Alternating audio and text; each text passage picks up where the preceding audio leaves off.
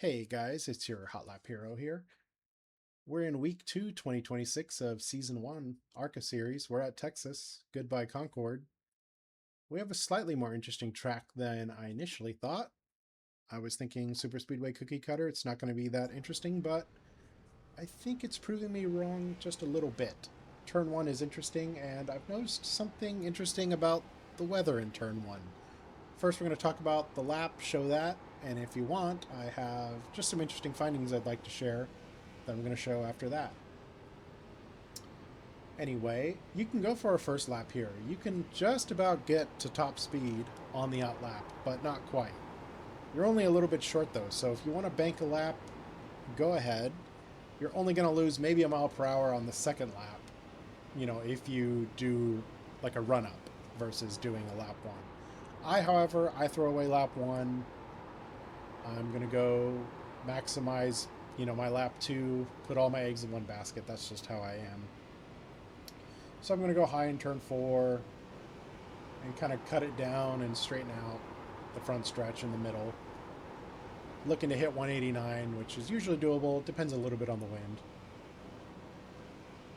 And now we're getting into basically the only interesting part of the lap, turn 1. You want to get up to the right wall, turn in preemptively, get down to that line. I like to tap a little bit of brake because I feel like I can get back to the gas a little quicker.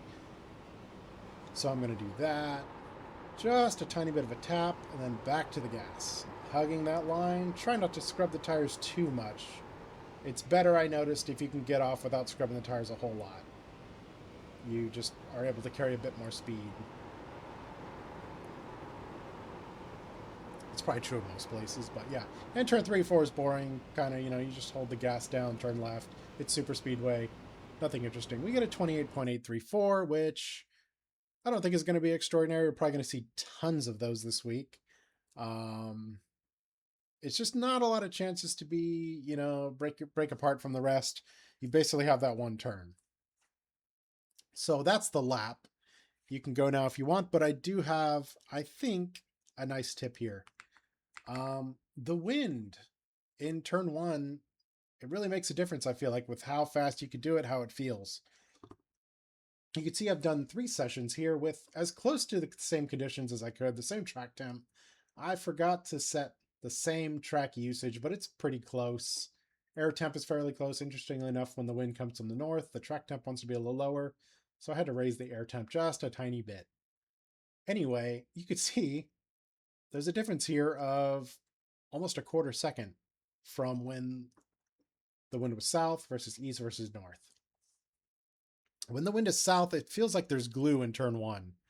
I don't quite understand why, because of how the track is oriented. I thought I would know, and then looking at it, I'm like, actually, that's not what I expected versus the wind direction. But anyway, I just want to say, when it's south, you could drive turn 1 a lot harder. It's going to stick.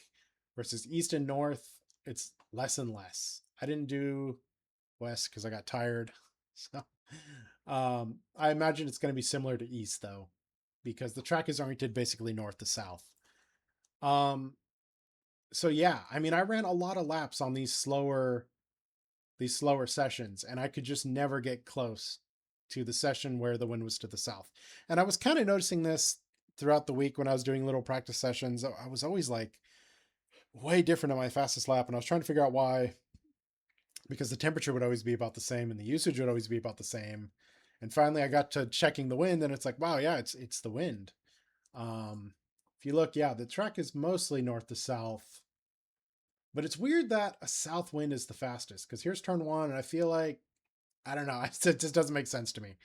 If it was a headwind and it was like giving you more downforce, I might understand that. Or if it was a north wind and kind of pushing you into the corner to the line. But yeah, I don't get it. Anyway, you could see that the big time difference is turn 1. Like, the middle and exit of turn 1 is faster for the north wind versus the other winds. You can see I lose time always in turn 1 here. And everything else is fairly flat.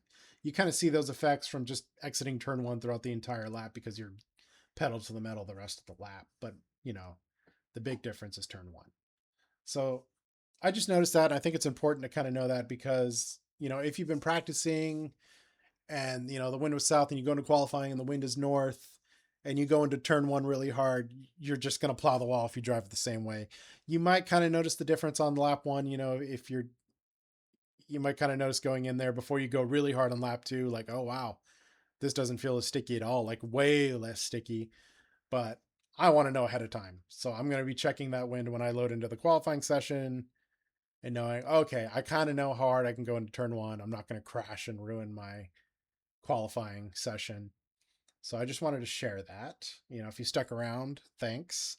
Um, that's all. I hope to see you guys this week. I hope we have fun, maybe a little less chaos than Concord. Let's get out there and have a good race. I'll see you guys out there. Bye.